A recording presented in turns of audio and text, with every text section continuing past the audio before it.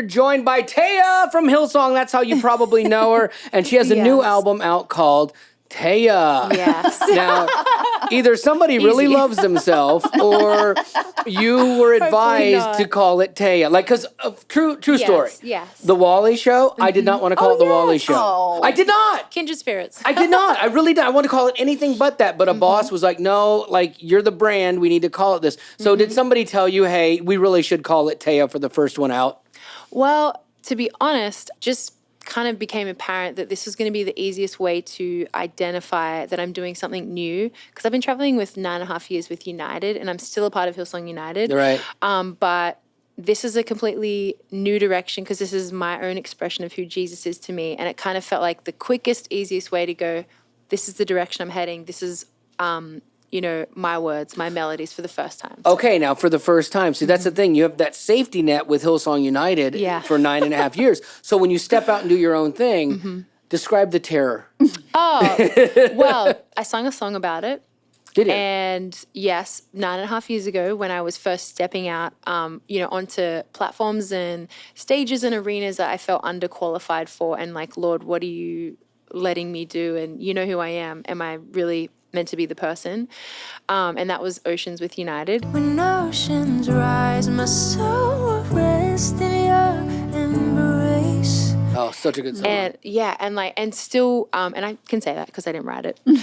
But you killed it in performance. Because like, here's an example. Great song, Spirit Lead Me. Well, my trust is without borders. Exactly. So if someone goes like... Thank goodness I knew it. Yeah, thank you. But if someone goes, Spirit lead me where my trust is without borders. Oh, we harmonized there. I got you. But like me, like people go, that is the worst song ever written. Oh. But when you do it, see, the performance makes people go, loving that. So don't discredit yourself. You're very kind. You're very kind. It just felt like a gift, and it was going to become a song that I would need the reminder every night that we got to be out there of that this is a God thing, and that I need to trust him. And I'm singing a song that talks about trusting him where I have nothing else to lean on, and I have I can't go back into the safe harbor. I mean, I'm meant to step out, and I'm just meant to keep my eyes on Jesus.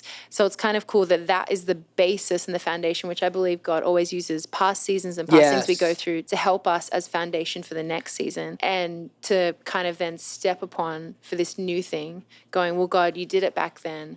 I believe that I'm still yours and you're still mine, and that you're going to grace me and anoint me for this new thing. And so I just love that was the basis for then going, you know what?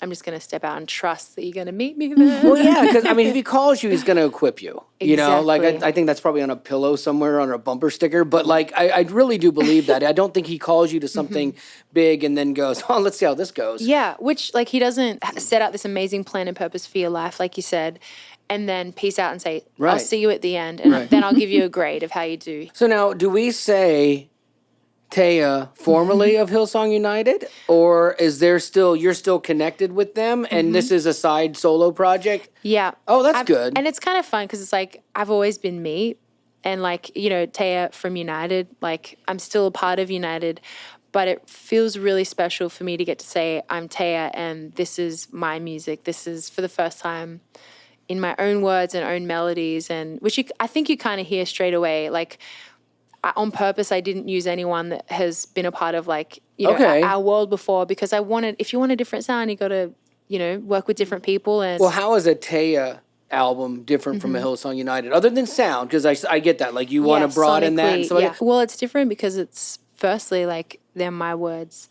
I have been so blessed to be able to steward songs other people have written. And so, one, I just think, you're going to hear my own journey with Jesus, because I had 7 years worth of journals, 7 years worth of devotional time, 7 years, I call it JC time, my JC time, which is Jesus Christ time. Thanks for clearing that up. I wasn't confused, for the record. She's like, I think I need to explain this to him.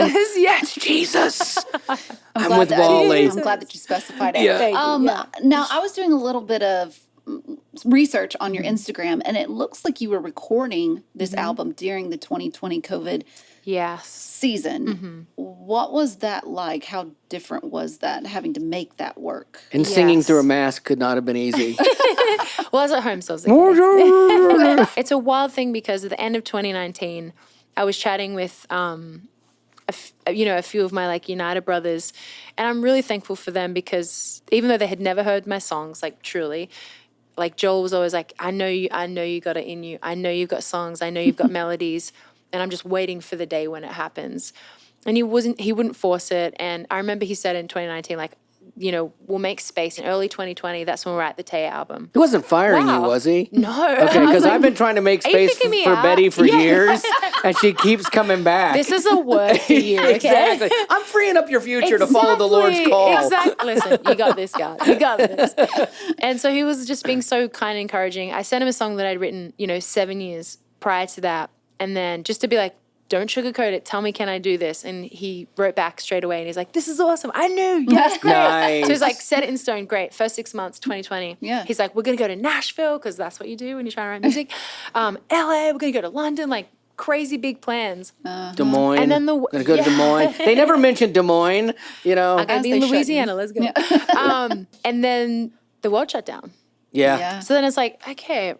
Okay, so Yeah. let me ask you this. So Yeah. that happens and you're like, all right, God, this is your plan. I know everything's fallen in line. And then the world then- shuts down. And so then do you internalize that and go, Lord, did you shut down the world so that I wouldn't do a solo album? Like that's pretty drastic. yes, But it's yes. easy to read into things and we think we know God's mind and his will. But was there a moment where you're like, well, I guess I'm not supposed to do this now? I mean, again, having people around you that they're just like, okay, we're going to pivot. You're going to just start writing on Zoom. And of course, God would then allow me to be in my home, the place that I feel the most comfort, forced into a lockdown. So I'm writing on like a piano that my husband gave me when I was 30. And it was our first year of marriage. And, what a gift. I'm like, oh gosh, I don't know how I'm going to step this up for your birthday. But he said, this is a piano. I know that you played when you were younger. I know that you played just before you moved and you haven't had a piano since. He said, I'm buying you this piano with no strings attached, but I know that this is going to deepen your relationship with Jesus, and that's why I'm giving it to you. How many points did he get for that? Because it seems like a big point move. Well, I mean, it was pretty crazy. Yeah, it's pretty good. Like, Yeah, that's a lesson to everybody. Find out what she really likes and give it to her. That's crazy. Okay, so now God. you're doing your solo thing. So because now you've seen both sides, what it's like being with a band, but also being on your own. What are the pros and cons? Pros is, probably I never thought that I would ever do like a solo thing because I'm a worker bee. I'm not the CEO type that's like, this is the vision, this is how we Right. go. But I will work like, my tush off like for the glory of God in everything that we do. I think the safety of having a group of like, you're not the only person carrying this and the buck doesn't stop with you and you don't have to make all the decisions.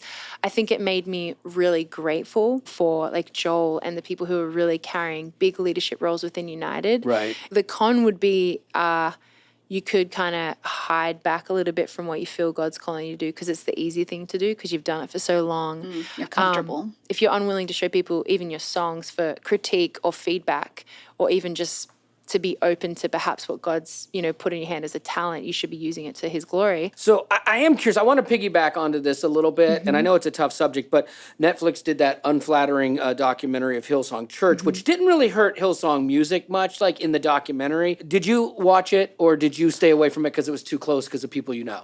I had friends who did watch it. Right. I didn't. When all of this is being kind of released into the world and things are coming to light, publicly for the first time. And for a lot of us, even in the global team, we're just like finding this out in real time. I was releasing my album the same day that this broke. Oh, really? Was the same day that my first single came out. Oh, no. But like talk about timing, like Yeah. Well, could it be good then? Well, that's the thing. I was like, God, you knew that we had planned this. We had said yes to these dates, and had been set in stone for like a couple of months. And so obviously in the moment, I'm like, God, what are you doing? Because like our whole world has been kind of like blown apart and like shattered and just grieved. One at like, people that you've done life with, Right. grieved at so many different things like, disappointment, Sure. shame, but also like for people as well. Your heart, you still love people. Yeah, because and they're you're your people, devastated. and so Exactly, you- you're devastated. It's so many emotions, but then also devastated that people haven't been treated the way that God says we're meant to treat people, and it's changed people's view of God, which that totally breaks my heart. This is where I'm getting to this, okay? Because the thing of it is, I'm never shocked by people who fall, because we're fallible, we all make mistakes, and we have different levels that we fall. We all have different sins we struggle with. So like when I look at something like that or whatever's in there, I'm like, all right, I get it.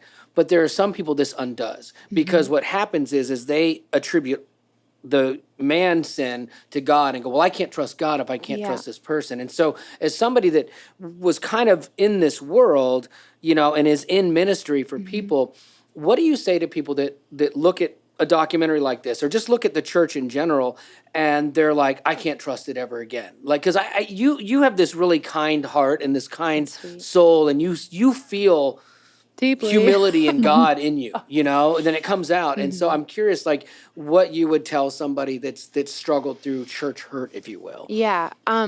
What I've found, for anyone that's perhaps been hurt by church, I would apologize and say, I'm sorry that, on behalf of all the pastors and all the people who have stuffed up and perhaps treated you in a way that was not godly and was not the way of Jesus, I'm sorry.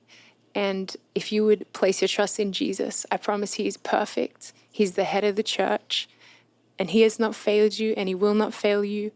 And if we do this journey together, I promise there will be reconciliation and healing like only God can, and that's our prayer. When I was younger, we got to be part of this really lovely church, but it was at that church that, unfortunately, if you stick around in church long enough, you're going to be offended, you're going to be hurt. Like, it's just, unfortunately, because the church is made up of people, and people aren't perfect, and they're not Jesus. And so out of that church scenario, my parents left, and of course were deeply hurt. My mom's back in church now. My dad still isn't. And I've had to reconcile, because it's like the person who told me about Jesus, the person who told me about being planted within a house and what it looks like, and showed me, like, I would, see him every Sunday morning. Well, I get emotional at that. With the Bible open and just preparing. And I'd always see the little giving slip, and he was always faithfully writing it out. The faithfulness every all week. of that Modeled all of that to then walk away. I had to take that to the Lord many different times. And there were times when, he said he would come to see me sing. And I was immature and young, and I was like, I'm so frustrated, because I'm like, Dad, this isn't performing. I am singing to Jesus, and it's worship. I don't want you to come to see me sing. I want you to come to meet with God, because that's what I'm doing, meeting with him just publicly and inviting people in.